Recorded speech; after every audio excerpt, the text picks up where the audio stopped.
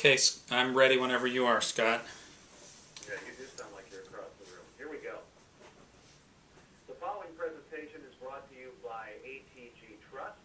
Tax Law Channel host Rob Wood here to discuss his article in the Los Angeles and San Francisco Daily Journals on what to expect in the way of new taxes. At the federal, state, and local levels, budget deficits are common as tax bases continue to erode. Raising percentages would seem to be the logical step, but that solution has legal and political implications, as Rob writes. His answer is for them to find new things to tax. I think it was Herbert Hoover who said, about the time we think we can make ends meet, somebody moves the ends. Rob, thanks for joining us today. I have to remember that Herbert Hoover quote. There are not too many quotable Herbert Hoover quotes, so I'm going to take a moment and write that one down. Okay, I'll give you a second. I guess, so new things to tax.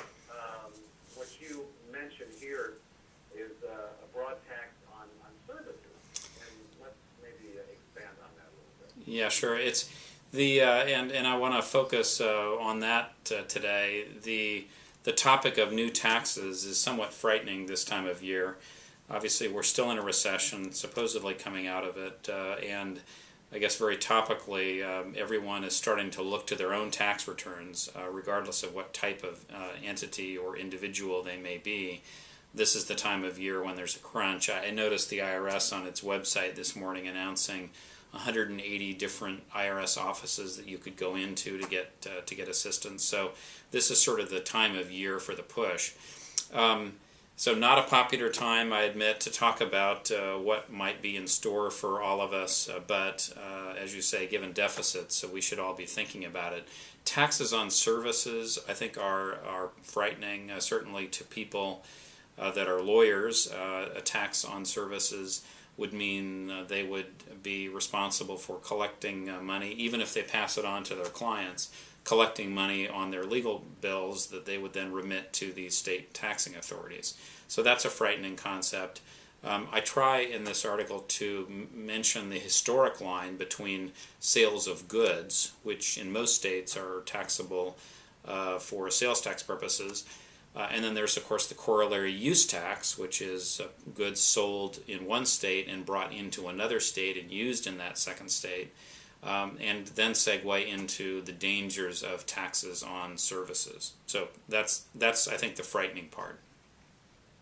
Well, as you write in the article, there's a real connection between sales and services, and I think Florida, as you mentioned, is a good example. The first state to extend its sales and use taxes to services. What might we expect in the short term at all levels, federal, state, and local?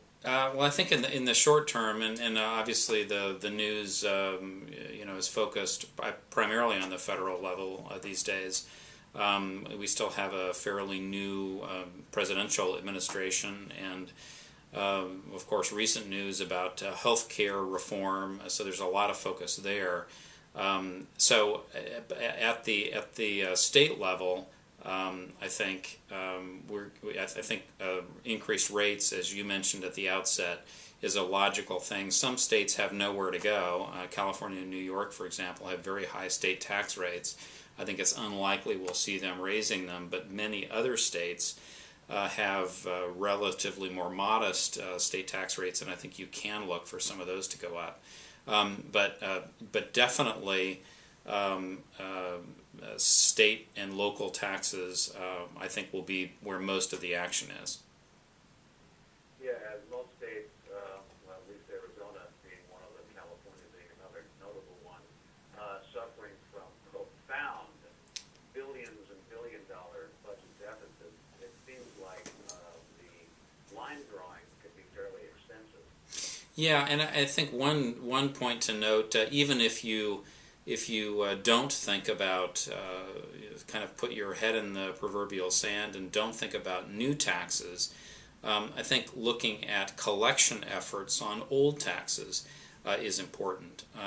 Certainly in my own little tax law firm, we're seeing an uptick in controversies, whether it's income tax or a state and local tax like a sales or use tax. And by the way, on use tax, I should say think I mentioned this in the article, that there's a lot more enforcement on use taxes.